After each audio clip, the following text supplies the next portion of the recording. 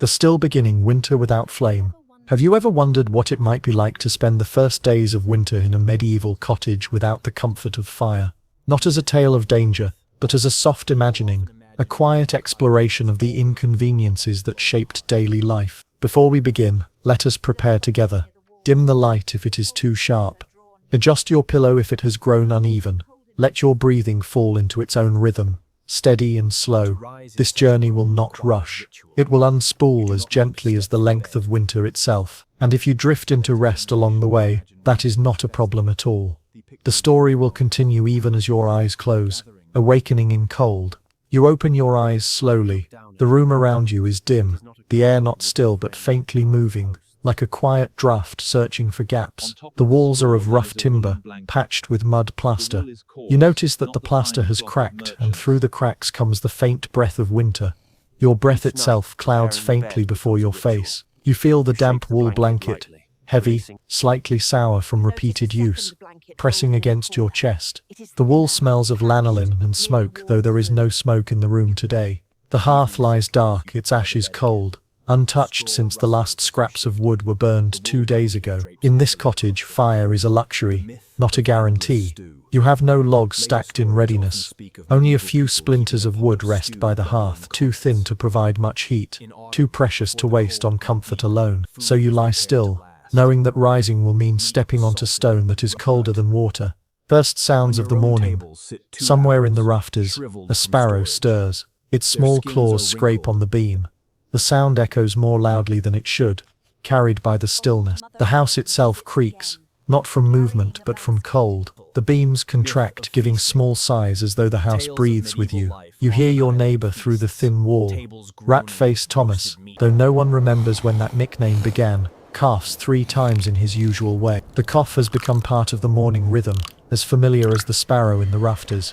He mutters something, a grumble about straw or boots, and the sound fades. You imagine him pulling his blanket over his head, just as you are tempted to do. The myth of warmth. People often imagine medieval cottages as always warmed by a glowing hearth. Stories and paintings suggest endless fire, pots simmering, families gathered around in cheer. But records suggest otherwise. City accounts and rural letters note shortages of firewood, especially in years of poor harvests or heavy snow. In some places, regulations limited how much wood a family could gather from the common forests. Scholars still debate whether most peasants had steady access to wood at all. For many, fire was reserved for cooking when truly needed, and most hours of the day were endured in cold. The idea of warmth as constant was more a myth than reality. And so, lying here, you realize the room is not filled with the cheer of flame, but with the patient company of frost. The feel of frost indoors. You reach your hand from beneath the blanket. The air seizes your skin at once. It is not the sharp cold of outdoors, but the steady cold of stone and earth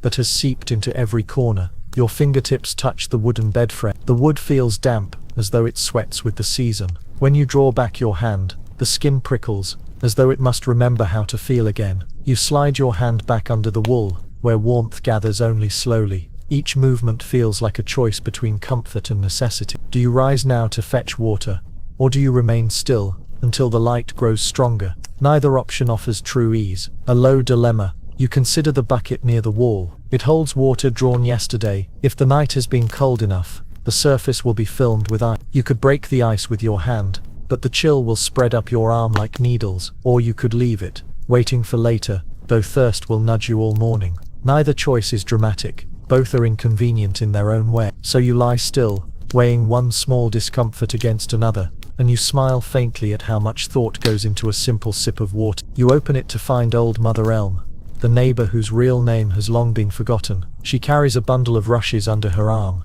tied with string. Her nose is red, and she sniffs once before speaking. Cold morning, she says, though she says it every morning, whether cold or mild. She tells you that rushes can be laid on the floor to keep the damp down. She insists they are warmer than bare stone, though you are not certain it makes much difference. Still, you take the bundle, nod, and thank her. She totters away, muttering about the frost on her head. Her presence is as steady as the frost itself, a small rhythm of the village. The ritual of dressing. To rise in such a room requires ritual. You do not leap from bed, you proceed step by step. You sit up slowly, so the blanket does not fall too far. You reach for your woolen tunic, stiff with the damp that has crept in. You pull it over your head, shivering as the cloth touches your skin. You step into hose that are cold as stream water, your feet curling against them. Finally, you bind a belt around your waist, as though the belt itself holds warmth in place. There is no hurry. Each motion is deliberate, as if hurrying might startle the cold into biting hard. You expect to see smoke rising from chimneys, but there is none. The air smells of earth, not of burning wood. The sky is pale, the color of unpolished pewter. Frost clings to the thatch of every roof, and the ground crunches faintly underfoot. You notice rat-faced Thomas standing by his door,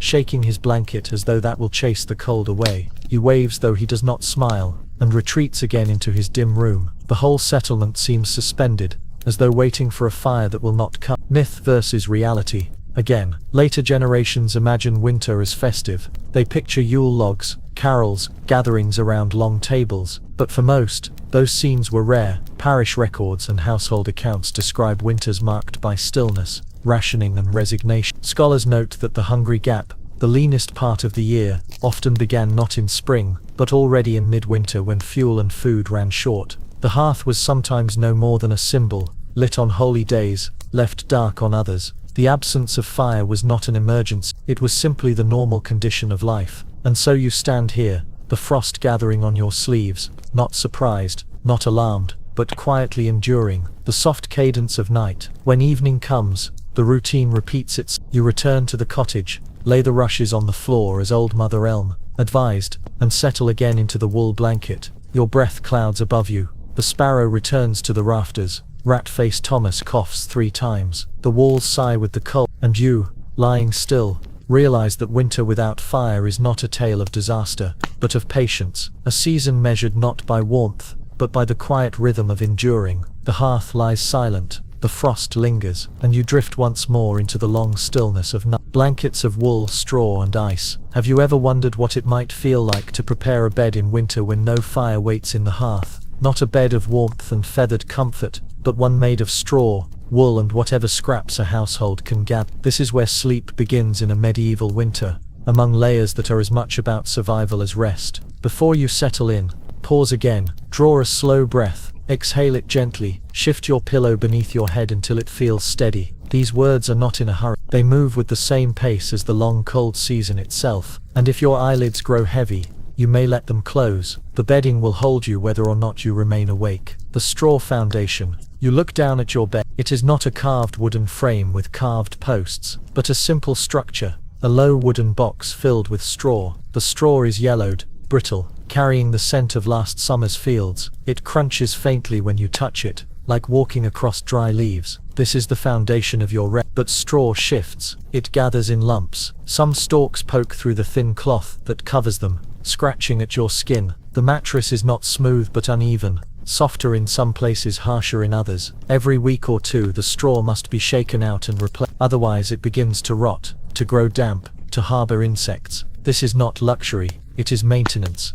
Historians note that medieval wills sometimes mentioned a sack of straw as part of household goods. That detail tells you how ordinary, how expected, this form of bedding was. It was not shameful. It was simply the way of things. Woolen covers. On top of the straw lies a woolen blanket. The wool is coarse, not the fine cloth of merchants, but thick enough to hold some warmth. It smells faintly of sheep, a lanolin tang that lingers even after washing. The blanket is heavy, and heaviness is its virtue. It presses down, giving a sense of security, yet it is not warm in itself. Without fire to heat the room, the blanket holds only the warmth your body creates. If you curl tightly, you can make a small pocket of heat. If you stretch out, the warmth slips away at once. The blanket is a partner in patience, not a gift of comfort. A myth of feather beds. Later centuries speak of feather beds, soft and yielding. You may imagine lords and ladies sinking into down, their sleep untroubled by cold. But for most, feathers were rare,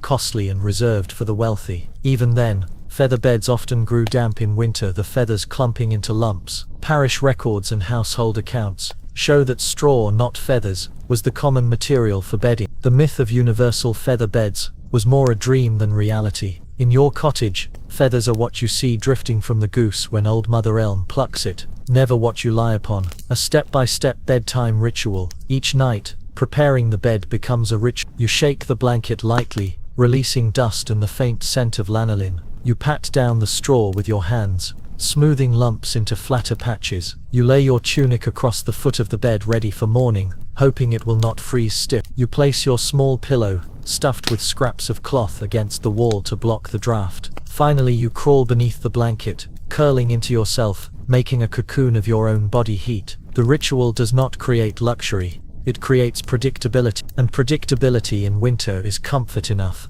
Rat-Faced Thomas's complaint about beds. From across the lane you hear Rat-Faced Thomas. His voice carries through the still night air. He mutters that his straw bed crunches like a thatcher's roof, and that he will wake with his back bent like a bow. He insists that no man can sleep properly without fire, and yet his snores soon prove him wrong. He snores with the rhythm of someone who has complained his way into rest. You smile faintly, recognizing that his ritual of grumbling is as steady as your ritual of smoothing straw. The pillow smells of mildew where damp has crept in. It is not unpleasant, but it is earthy, grounding, stubborn. It reminds you that beds are not separate from the land, they are extensions of it. You lie on what was once field and flock, and you will lie on it again tomorrow. A mild dilemma. You notice a second blanket folded in the corner. It is thinner, patched, nearly worn through. You could spread it across your bed for more weight, but it will grow damp quickly and perhaps it will be more useful later in the season. Do you take comfort now, or save it for the deeper cold to come? There is no clear answer. Winter stretches long ahead,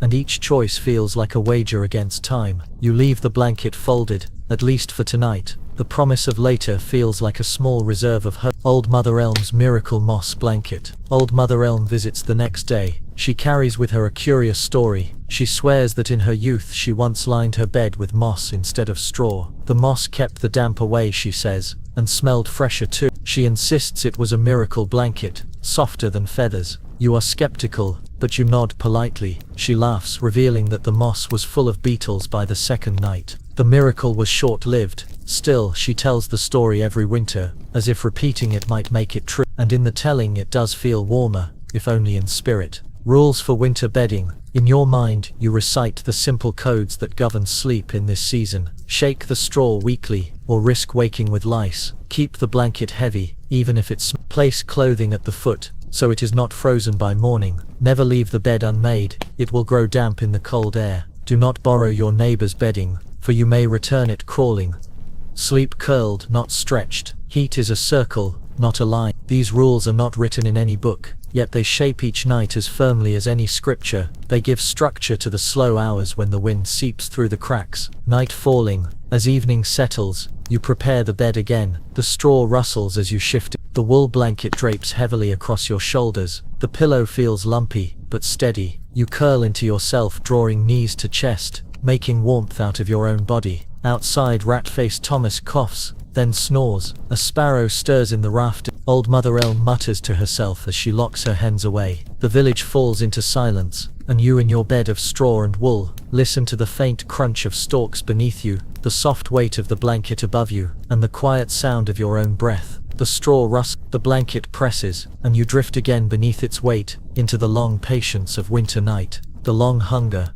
Food without fire. Have you ever thought about what it would feel like to face a winter day when no fire waits in the hearth, and the stomach reminds you of its need? Not a story of famine and desperation, but the ordinary inconveniences of medieval life when food was cold, tough, or scarce, and meals were less about pleasure and more about patience. Before we begin, pause again. Breathe in slowly, exhale gently, loosen your shoulders against the pillow. This chapter will move as slowly as a winter morning, unhurried, calm and steady. And if your eyes close before the food is fully served, that is quite all right. The meal will wait for you. A morning without fire. You rise to find the hearth dark once again. The pot that once simmered broth is empty, and even if it were full there is no wood to heat it. Your stomach growls, a low complaint like Rat-Faced Thomas muttering through the wall. On the small table sits your breakfast, a loaf of coarse rye bread, hardened at the edges. The bread is dense, heavy, and faintly sour. You tap it with your finger,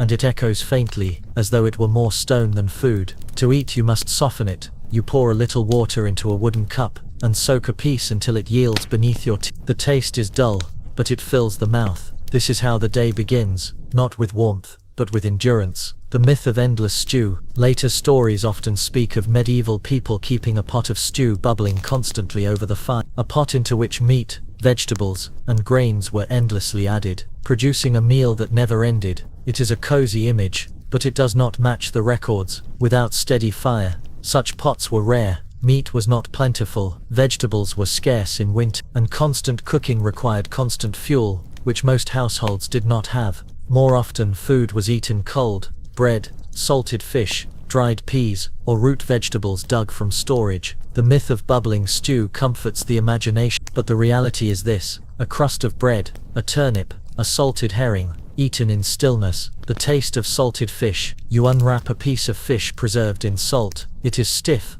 almost as rigid as wood. The smell is sharp, a mix of brine and egg. To eat it, you must soak it in water first, softening it slightly. The water grows cloudy as the salt leaches out. Even then, the fish is chewy, stringy, and strong in flavor, yet it provides strength for the day. You tear at it slowly, the fibers resisting your teeth. It is not pleasant, but it is filling. This too is part of winter without fire, the taste of food that resists comfort. A step-by-step preservation routine. In autumn, before the cold grew deep, food was prepared to last. Meat was salted, rubbed until the crystals clung to every surface. Some was smoked in sheds, though smoke cost wood, and wood was scarce. Vegetables were buried in pits, packed with straw to slow their decay. Fruits were dried in the weak sun, stored in cloth bags. Ale was brewed, for water might sour or freeze. These steps were as much ritual as necessity. Each one was a quiet insurance policy against the long months to come. And now in midwinter,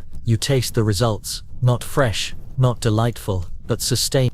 Rat-faced Thomas's complaint about bread. Through the thin wall, you hear rat-faced Thomas again. He curses his bread, calling it a stone with ambitions. He insists that it could mend a roof tile or break a tooth with equal success. He bangs it on the table, the sound carrying like a drumbeat through the silence. And yet, minutes later, you hear the crunch of him eating it anyway. His complaints are loud, but his hunger is louder. You smile faintly, knowing his rhythm as well as your own. A mild dilemma. On your own table sit 2 apples, shriveled from storage. Their skins are wrinkled, their flesh softening. You could eat one now, a small sweetness in the monotony of bread and fish. Or you could keep them both, saving them for a leaner tomorrow. The choice is quiet, undramatic, yet it lingers. Pleasure now, or patience later. You choose to wait. The apples remain on the table. Small miles of control in a season of shortage. The church calendar demands fasting on many days, even in winter. No meat, no indulgence, only simple fare. Monastic records show how communities endured such fasts with thin broth or extra bread. Parish logs reveal that some ignored the rules quietly, eating what they could. The tension between faith and hunger was never dramatic, never shouted. It was simply managed. Like all things in winter, you too measure your meals not only by hunger, but by rules. Even if no priest stands in your cottage, the rhythm of the church shapes your table. Old Mother Elm's cold turnip. Old Mother Elm visits again, carrying a basket. Inside is a single turnip, round and pale, still streaked with earth. She insists it is sweeter than bread, though it crunches dryly when bitter. She says the turnip is a gift, though she takes a piece of your bread in exchange without asking. She chews it slowly, nodding as though both foods were equal. Her visits bring little comfort in food, but some comfort in company. The sharing, even when uneven, warms the day more than the food itself. Rules of the cold table. You find yourself reciting another quiet code, this time for meals. Bed must be soaked before eating, or teeth will suffer. Salted fish must be shared, for no one can finish it alone. Roots must be eaten slowly, for they last longer in the mouth than in the store. Fruit must be saved, even when shriveled. It holds sweetness the body remembers. Waste nothing. Even crumbs feed the sparrows, and sparrows bring company. These rules are not written, but they guide every bite, making scarcity into ritual. Myth of feasting. Tales of medieval life often highlight feasts. Tables groaning with roasted meats, jugs of ale spilling over, laughter filling the halls. Such feasts did occur, but rarely, and mostly among the wealthy. For peasants, midwinter feasts were brief respites, quickly followed by long stretches of dull meals. Records of manor households show rationed portions, careful accounting of food stores and lists of debts for missing grain. The feast is remembered because it was rare. The hunger is less spoken of because it was constant. And so you chew your bread slowly, knowing that your own meal is not remembered in any chronicle. It is one of thousands, quiet and ordinary. Evening hunger. As night arrives, The hunger does not vanish. The bread is gone, the fish finished, but your stomach still murmurs. You drink weak ale, thin and sour, more fulfilling than for taste. The liquid is cool, almost cold enough to numb the tongue. It soothes, if not satisfies. You lie back, the blanket heavy, the straw shifting beneath you. The hunger becomes another rhythm of winter. Not urgent, not unbearable, simply present. The soft cadence. Outside, rat-faced Thomas snores, his hunger forgotten in sleep. Old Mother Elm mutters in her cottage, perhaps still chewing her turnip. The air is still, the night unbroken by fire or feast. Your stomach quiets, the dull ache fading into the background, and you, lying still, drift into the long patience of night, carried not by fullness, but by the steady rhythm of endurance. The hunger dulls, the stomach quiet, and the night deepens. Water, ice, and the thirsty morning. Have you ever considered how simple water might feel when winter takes even that from you? Not the cold of snow underfoot, but the colder stillness of a bucket frozen solid indoors. To live a medieval winter without fire is to wake thirsty, to see water that has become a mirror of ice, and to wonder how the day will be endured. Before we begin, pause again, let your breath soften, let your head sink into the pillow. If your throat feels dry, swallow once, This story will move with patience, like water itself, slow when frozen, steady when freed. The frozen bucket. You rise in the dim light. The bucket in the corner holds only silence. Its surface is hard, glimmering faintly in the half-light that seeps through the shutter. You tap it with a fingertip, and it does not yield. The sound is a dull thud, as though you knock on stone. You press harder, and your skin sticks faintly before you pull away. The water has become ice, and thirst will not be satisfied so easily. The myth of flowing ale. Stories often claim that medieval people drank ale endlessly, jugs at every table, children sipping as freely as adults. It is partly true, ale was common, but the myth forgets that ale itself required fire to brew, grain to spare, and vessels to store. Weak ale, sometimes called small beer, was more frequent than strong drink. It carried less alcohol than a modern soda, and more safety than raw water. Yet even ale could freeze if left in the wrong place. Parish records note taverns closing in deep frost, their barrels solid. The flowing drink of legend sometimes became as still as the frozen bucket in your room. A step-by-step effort to drink. You attempt to free the water. You lift the bucket closer to the dim window, where the pale sun offers the faintest warmth. You press the flat of your palm against the ice, waiting for your body heat to soften a spot. You tap the surface with the butt of a wooden spoon, a soft knock, not enough to crack it, only to You breathe against the surface, watching the cloud of your breath blur the glassy sheen. Finally, with a careful push, you chip a small fragment loose. It is no more than a shard, but it melts slowly against your tongue. The process is long, but the shard of water is cool and steady, a reward for patience. Rat-faced Thomas's theory about snow. Through the thin wall, Rat-faced Thomas declares that snow tastes of angel. He insists that scooping a handful and letting it melt in the mouth is better than any drink. You hear him step outside, crunching through frost. A moment later his voice returns, muffled by his chewing. He admits that it tastes more like roof dust than angels, but still swears by it. You smile faintly, picturing him with frost clinging to his beard. His theories are rarely correct, but always entertaining. Old Mother Elm's caution. Old Mother Elm knocks on your door later. She tells you firmly not to eat snow. It chills the belly, she warns, and invites coughs. Instead she suggests laying a cloth over ice, and letting it melt slowly, the cloth absorbing the water drop by drop. She demonstrates with a rag, holding it like a relic.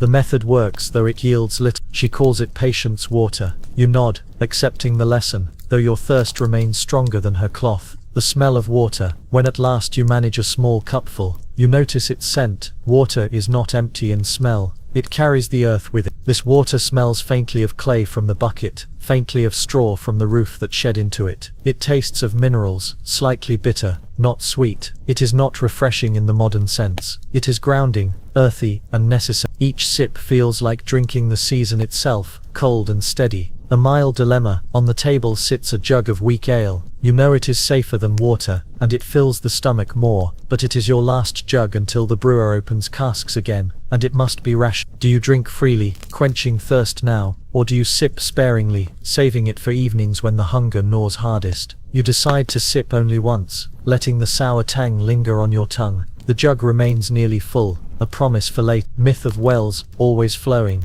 Some imagine that medieval wells always gave fresh, liquid water, no matter the season, but deep frost could freeze even the buckets and ropes. Accounts from northern villages note days when water had to be broken free with axes, or when snow melt was the only source. The idea of endless flowing water is a comfort of later times. Reality was slower, quieter, more inconvenient. It was not disaster, only another rhythm of winter. A quiet routine for drawing water. Later in the day, you walk to the village well. The path crunches beneath your boots. The well's cover is rimmed with frost. The rope is stiff, the bucket clumsy. The steps are deliberate. Pull the cover aside with care, so the frost does not splinter. Lower the bucket slowly, so the rope does not snap with cold. Listen for the dull splash below, faint and heavy. Haul the bucket up, the rope burning against your numb palm. Pour carefully into your jug, each drop precious, each spill a regret. The water you carry home is heavy, but it feels like wealth. Rat-Faced Thomas's frozen ale. That evening, Rat-Faced Thomas bangs on your door. He complains that his ale froze in the jug, leaving him with a half-solid lump he cannot drink. He holds it out as proof, a slush that rattles when shaken.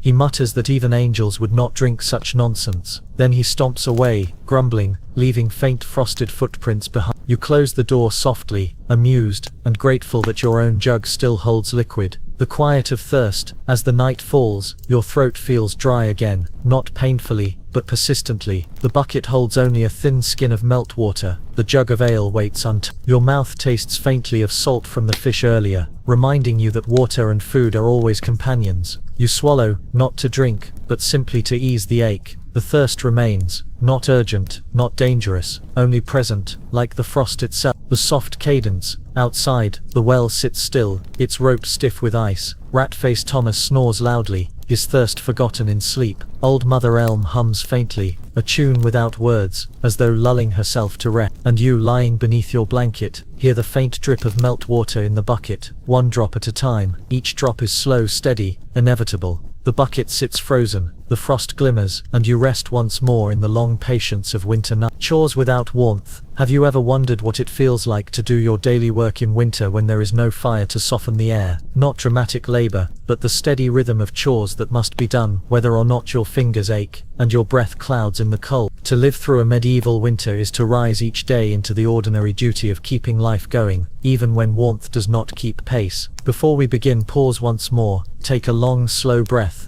Exhale gently, let your hands rest by your side, heavy and still. This story will move as slowly as the sweeping of a broom across a damp floor, and if you drift into rest before the chores are complete, the work will wait for you until tomorrow. The morning of small tasks. The morning begins quiet, your breath clouds in the dim light, and the first task lies at your feet. The rushes spread across the floor are damp again, heavy with the moisture of your own breath, and the cold air of the night. They smell faintly sour, mixed with the earth of the fields they once grew in. You sweep them together with a short broom, the sound a low scrape, soft and steady. New rushes will have to be spread soon, or the damp will invite insects. This is not an urgent task, but it is part of the rhythm of the week. Every motion feels slower when fingers are stiff with cold. Myth of winter idleness. It is often imagined that peasants in winter rested idly, with little to do, but manorial accounts and monastic records suggest otherwise. There was always something: spinning wool, mending tools, sweeping floors, tending animals. The myth of endless idleness is a comfort to those who imagine winter as rest. The reality is a quieter busyness, chores slowed by frost but never absent. Even in the stillness, life demanded attention. A step-by-step chore, washing clothes without fire. You take a bundle of linen to wash. Without fire, there is no warm water to ease the task. You carry the clothes to a basin filled with water drawn from the well. You dip your hands in first, the shock is sharp, your skin recoils. You press the linen into the water, hearing the stiff fabric crack as it bends. You rub it slowly, soap faintly scented of ash and herbs, smelling more of work than of comfort. You wring the cloth out, your knuckles red, and hang it on a line where it will freeze stiff before it ever dries. The result is clean, but brittle. The clothes hang like frozen boards, waiting days to soften. This is laundry without fire, patient, awkward, and unkind to the hand. Rat-Faced Thomas and the frozen shirt.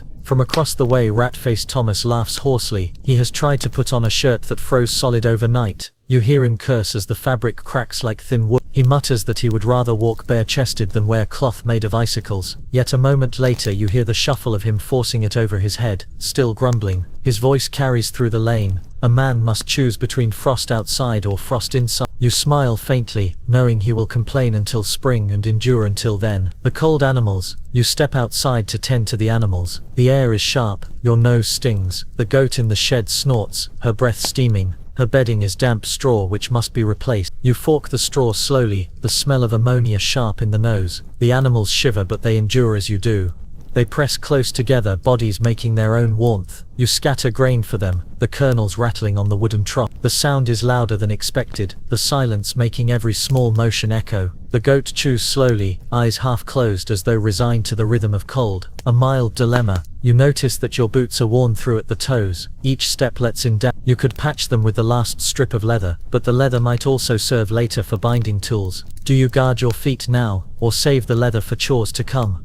Neither choice offers ease. You linger over it, then decide to place straw inside the boots instead. The straw rustles, keeping the cold away for another day. The leather remains folded in the corner, a small reserve against the future. Old Mother Elm's advice about tools. Old Mother Elm appears with her stick tapping against the frozen earth. She tells you not to leave tools outside overnight. The frost will bite the iron, she warns, and it will bite harder than any wolf. You glance at your spade leaning against the wall, already stiff with frost.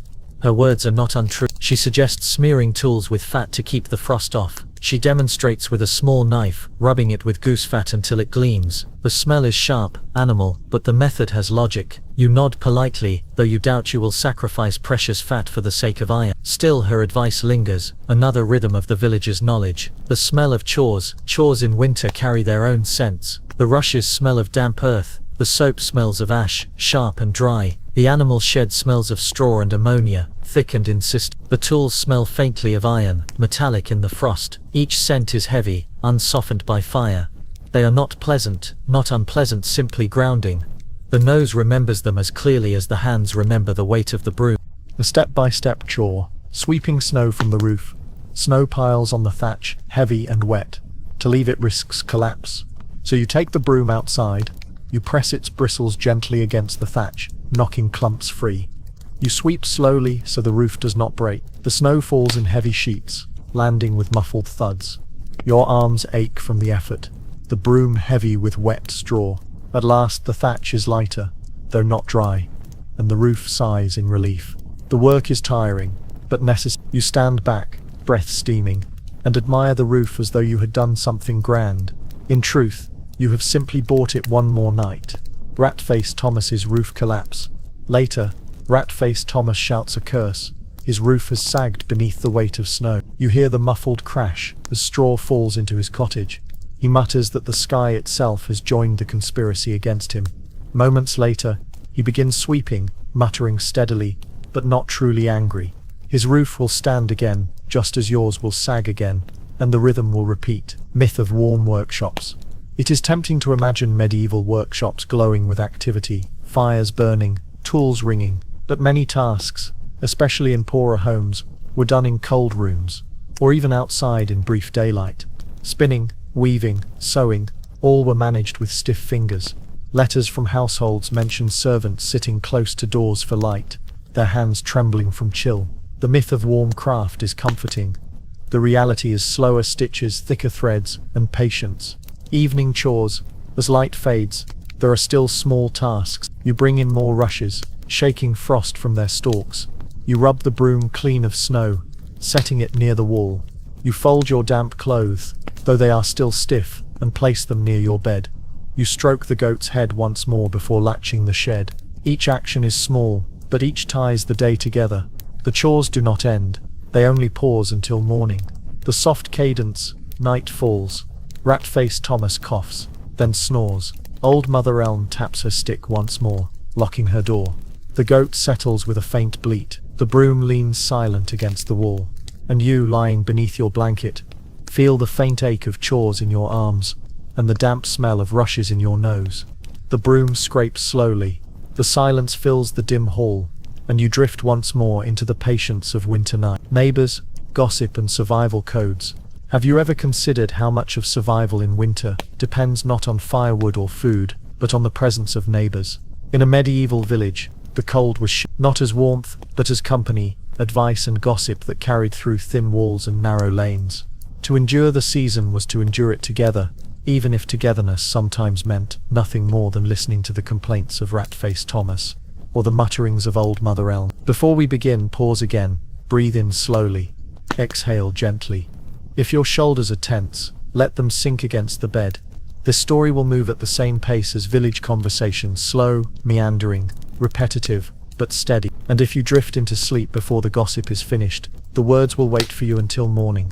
The lane in winter. You step into the lane, the air is sharp, your breath rising, the ground is frozen hard, every footstep loud against the silence. No smoke rises from the roofs, no fires burn in the hearths. Yet the village does not feel empty. Doors creak open, voices drift across the frost.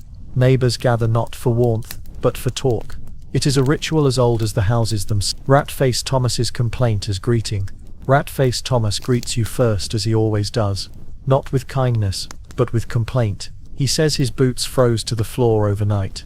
He insists his roof leaks more water than the well provides. He mutters that if winter lasts another day, he will march south and never stop walking.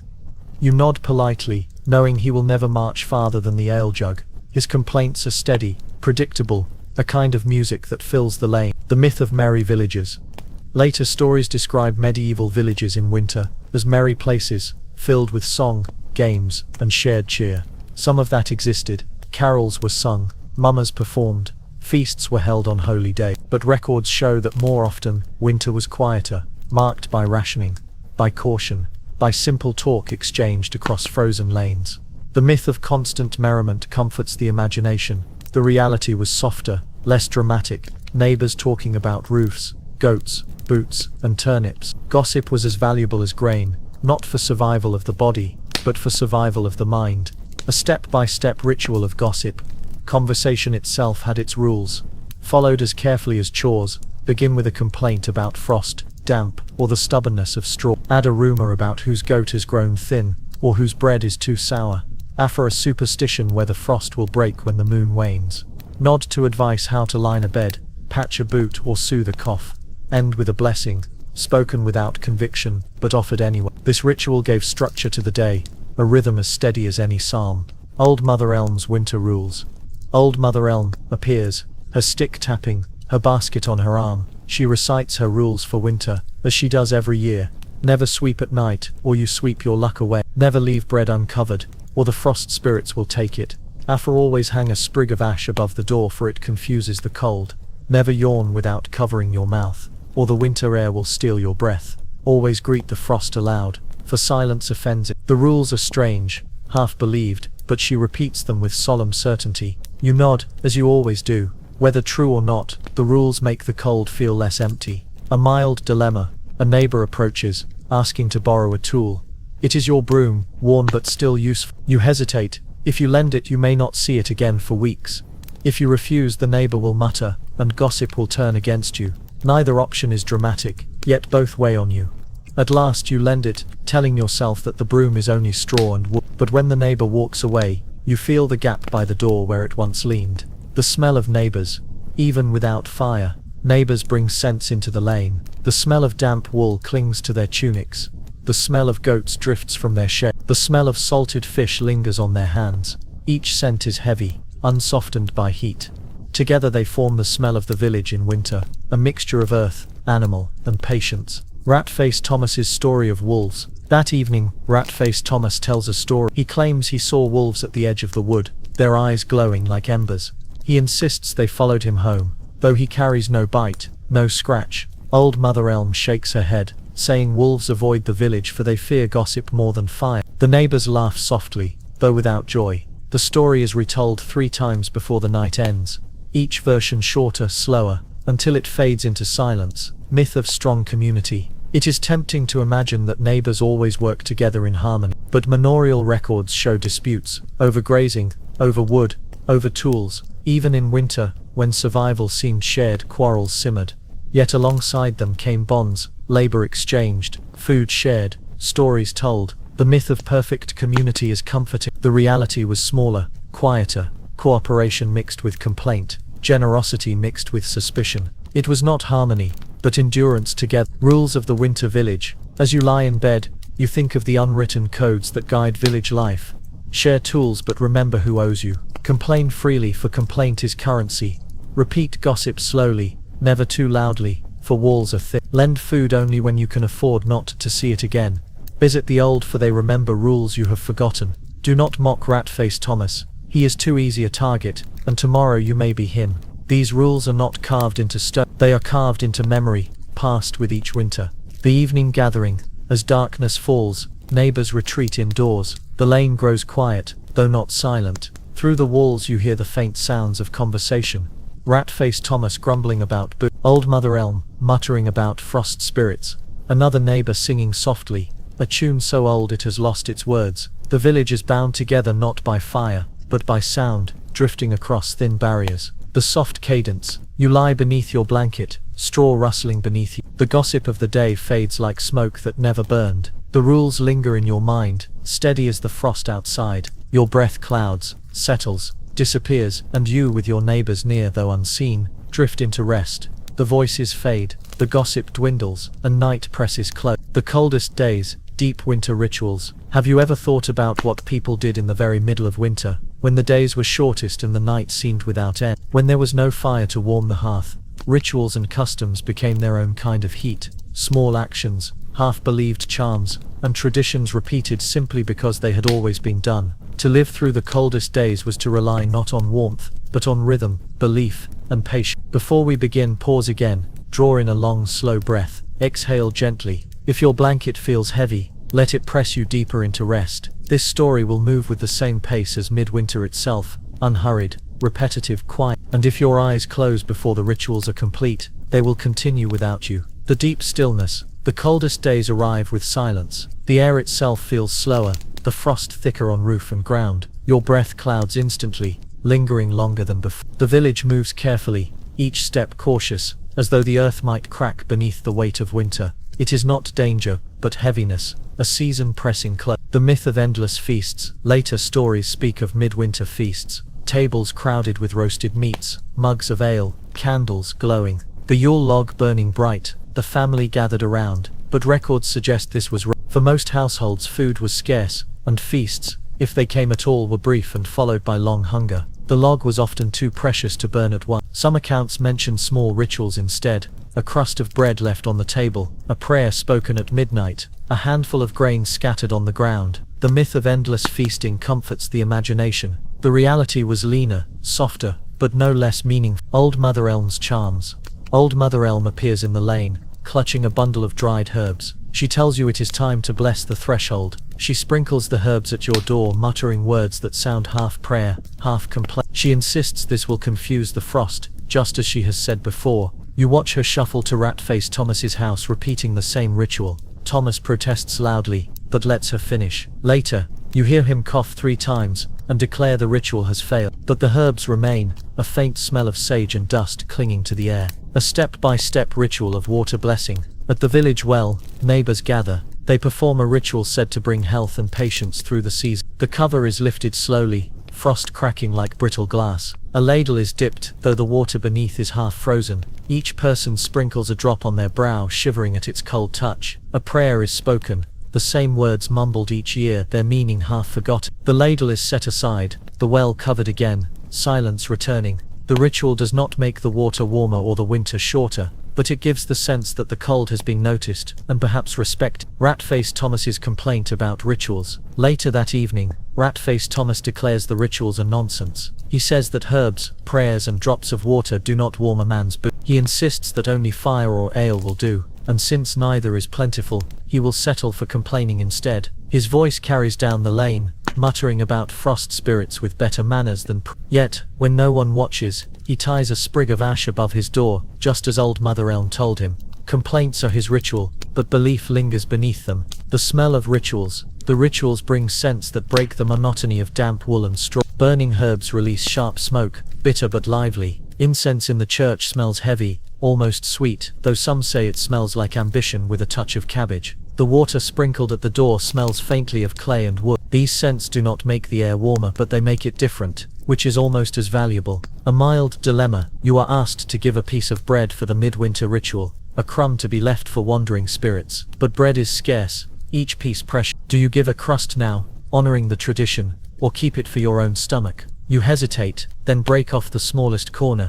It feels both stingy and generous at once. The crumb rests on the table, part of a ritual that will fade into silence by morning. Myth of endless candles. Another image often told is of houses glowing with candles, light filling every corner. But wax was costly, tallow scarce, and most households lit only one small taper if any. Records of church accounts show how candles were rationed, measured, and accounted for. In your cottage the single taper burns faintly, its flame wavering, its smoke sharp. The room remains mostly in shadow, light more suggestion than presence. The myth of brightness softens memory. The reality is one dim flame, carefully guarded. A step-by-step ritual of ash scattering. In some houses ashes from the last fire are scattered as a ritual against hunger. The ashes are gathered from the cold hearth, faintly dusty in the hand. They are carried to the threshold, sprinkled across the step. A phrase is spoken, as the ash lies still, so may the hunger. The ashes cling to boots, tracked back inside, spreading across the floor.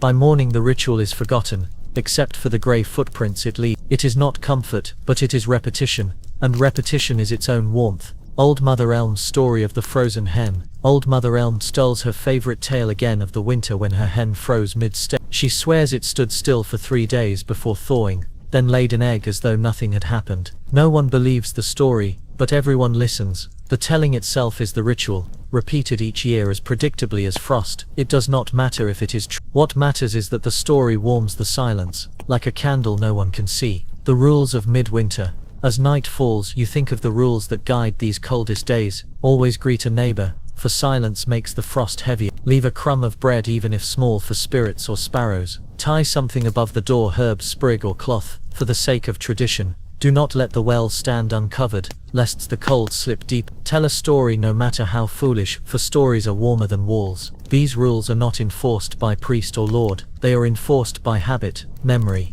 and the steady rhythm of winter itself. The evening service. At the small church the priest leads a service. The incense hangs heavy, smoke curling into rafters, blackened long ago. The prayers are muttered, half-hearted but steady. The congregation breathes clouds into the air, more frost than faith. The sound of coughing fills the pauses between hymns. It is not a grand gathering, but it is a ritual, and ritual, even when weary, holds people together. The soft cadence. You return to your bed, the straw shifts beneath you, the blanket presses heavily. Outside, rat-faced Thomas mutters his final complaint of the night. Old Mother Elm hums a tune without words. The taper burns low, its smoke sharp, and you, lying still, realize that the coldest days are endured, not by fire but by repetition. The ritual ends, the air thick with smoke, and you lie still once more. Winter illnesses, and cold remedies. Have you ever thought about how the body responds when winter lingers too long? When no fire warms the bones, and the cold seems to seep into the very breath.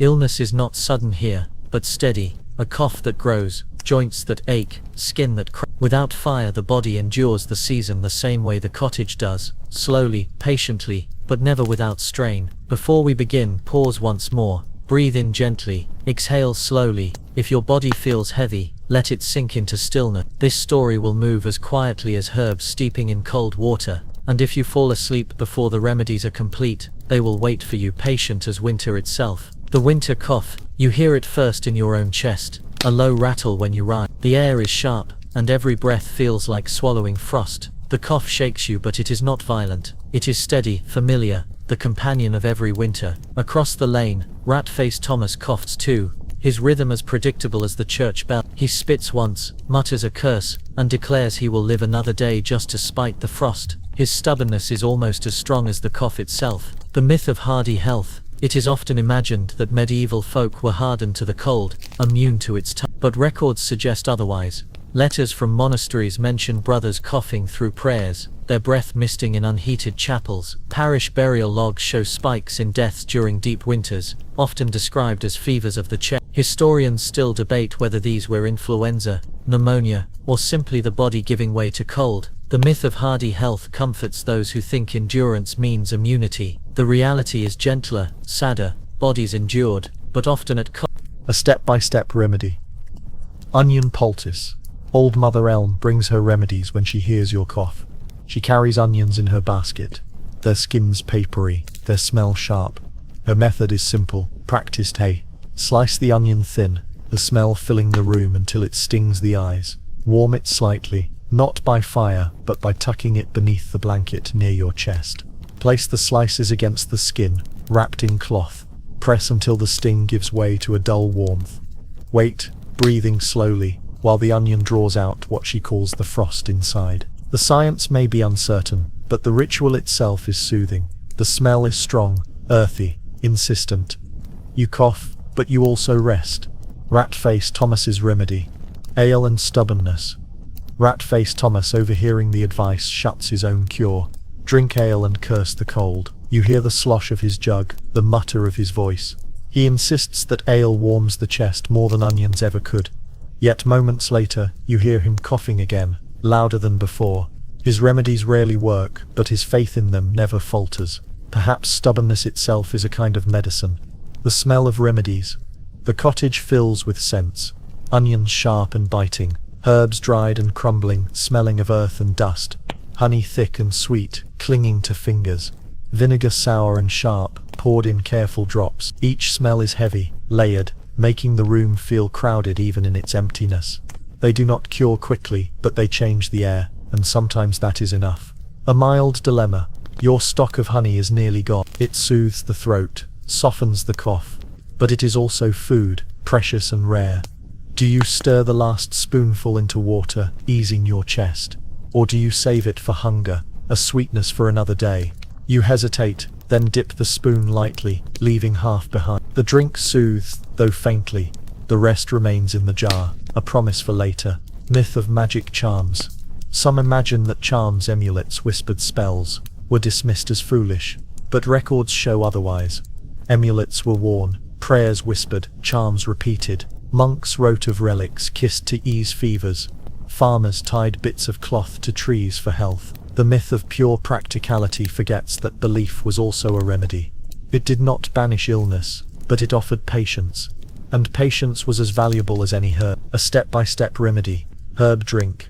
Old Mother Elm prepares another cure, this time with herbs. She takes dried sage and thyme from her pouch, crumbling them into a cup. She pours cold water, for no fire waits to heat it. She covers the cup with cloth, letting it steep slowly. She mutters a prayer, or perhaps only a complaint, while waiting. After an hour, she offers the drink.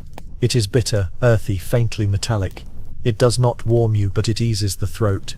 You drink slowly, each swallow a small act of faith. Rat-Face Thomas's frost-bitten fingers. Later, Rat-Face Thomas shows his hands. The tips of his fingers are red, cracked, raw. He declares that the frost tried to steal his grip.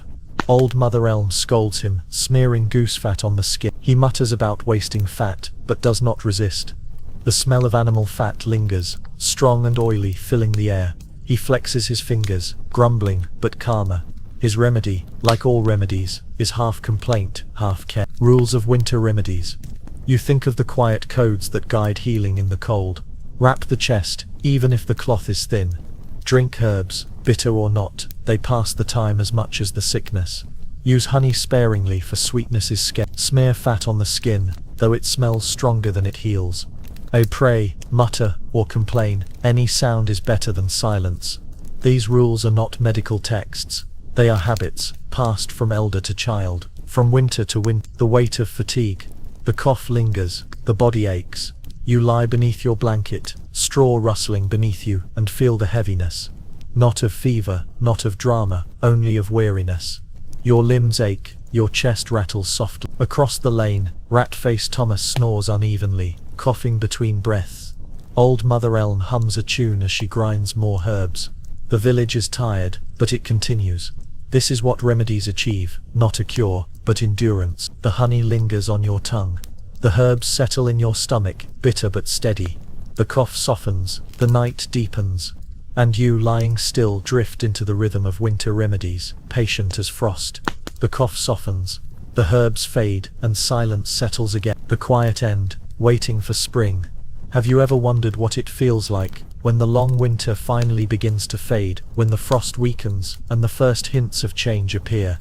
It is not sudden, not dramatic. It is slow, quiet and uncertain. To endure a medieval winter without fire is to count the days, to ration the food, to wait with patience for the thaw. And when spring nears, it arrives not as triumph, but as relief, soft, almost unnoticed. Before we begin, pause again, breathe slowly. Exhale gently. Let your pillow hold your head, let your blanket press against your shoulders. This final chapter will move with the same patience as the season itself. And if you drift into sleep before spring arrives, the thaw will come for you in dream. The Hungry Gap. The last weeks of winter are called the Hungry Gap. It is a season between plenty and growth, when food runs low, and the ground has not yet yielded new crops. You rise one morning to find your bread stores nearly gone. Only a handful of dried peas remain, a single apple, wrinkled and soft. The hunger is not sharp, but dull, constant, like a background sound you cannot silence. Rat-faced Thomas mutters that his cupboard is as empty as his patience. Old Mother Elm shrugs, saying hunger is only the frost inside the stomach. Her words are not comforting, but they are steady, and steadiness is its own kind of food. The myth of joyful spring. Later stories speak of spring bursting forth, in color, peasants dancing, feasting and singing. But records suggest that the early days of spring were lean, uncertain, and still cold. The ground thawed slowly, the crops grew only in time, and the hunger gap stretched on. The myth of sudden joy comforts the imagination. The reality was slower, a relief tempered by fatigue. Spring did not rush, it crept, and you crept with it. A step-by-step morning in late winter. Your routine continues, even when food grows scarce. You sweep the rushes once more, though they are thin and damp. You drink water melted slowly, drop by drop from the last of the ice. You chew peas, softened in water until they are more paste than meal. You check the shed where the goat shivers, her ribs showing faintly. You return indoors, sit on the edge of the bed, and listen to the silence. It is not comfort, but it is continuity, and continuity is survival. Rat-faced Thomas and the last apple. One evening, Rat-faced Thomas appears at your door. He holds an apple, small and shriveled, nearly gone. He insists it is the last apple in the village, and declares he will eat it dramatically. But then he hesitates. He asks if you would like half. It is a rare offer, though he delivers it with grumbling. You accept a piece, its flesh soft, its taste faintly sweet. The moment is less about the apple and more about sharing. Even Rat-faced Thomas, king of complaint, knows that patience is easier when divided. The smell of thaw. As days lengthen, the air changes. It smells less of frost and more of earth. Damp soil thawing slowly. Rotting straw, heavy and sour. A faint greenness, sharp and new, though still hidden beneath the ground. The smell does not fill the room, but it drifts through cracks, a promise of change. It is not yet spring, but the scent is enough to suggest it will come. A mild dilemma. You look at the last handful of peas. Do you eat them now, easing the hunger for a moment, or do you plant them, risking more hunger now for the chance of growth later? The choice lingers, quiet, without urgency yet full of weight. You decide to set aside 3 peas for the ground, and eat the rest slowly. The decision feels balanced, half hunger, half hope. Old Mother Elm's story of the first green. Old Mother Elm tells her favorite tale of spring. She swears she once saw grass grow overnight, a patch of green where frost had been. She insists it was a miracle, though no one else remembers it. Rat-faced Thomas mutters that grass is no miracle unless it turns into bread. Still the story circulates, repeated in the lane, carried like a small fire against the cold. Whether true or not, it makes the waiting light. Rules of the thaw. As days stretch longer, you think of the rules that guide this uncertain season. Plant if you can, even if the seed is few. Ache slowly, never more than the day requires. Watch the sky, for frost lingers even in sunlight. Walk gently on the thawing earth, it is softer than it seems.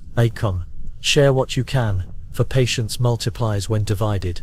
These rules are not grand, but they carry the village into spring. The church bells of early spring. One morning, the church bells ring longer than usual. The priest declares it is the feast of renewal. The service is cold, the incense faint, the congregation weary. Yet the words spoken mark the turning of the year. Not triumph, but continuation. The bells echo across the lane, mixing with the sound of dripping water as the frost recedes from the roofs.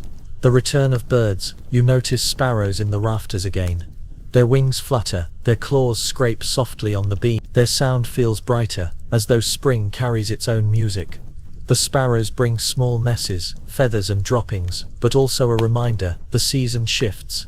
Even Rat-faced Thomas admits that birdsong is better than coughing. though he frames it as another complaint. A step-by-step evening of waiting. As night falls, the rituals remain, though lighter. Though you smooth the straw on your bed, though it is thinner now. They come. You smooth the straw on your bed, though it is thinner now. Though you draw the blanket close, still heavy with damp wool. You drink a cup of weak ale, the last drops from the jug. You listen to old Mother Elm muttering charms through her door. Though you close your eyes patient, waiting for spring, as though waiting for sleep. The routine is unchanged, yet the air feels different. Not warmer, not yet, but less hostile. The myth of a sudden end. It is easy to imagine that winter ends with a single day, frost vanishing, fields greening, birds singing. But reality is slower. Frost lingers in shadows, snow returns even after thaw. The hungry gap stretches, weeks longer than patience allows. The myth of sudden change comforts those who dream of spring. The reality is softer, winter fading step by step, like breath dissolving in the air. The final patience, you lie in bed one last cold night. The straw rustles beneath you. The blanket presses heavily. Your stomach murmurs, your chest aches faintly, but your breath is steady. Rat-faced Thomas snores, his complaints quiet for once. Old Mother Elm hums softly, a tune older than memory. The frost lingers outside, but the ground beneath it waits, ready to soften. The patience you have carried all season begins to ease. The soft cadence. The frost retreats, the earth softens. The birds sing faintly in the rafters, and you, lying still, drift into rest as spring arrives, quietly, slowly, almost unnoticed.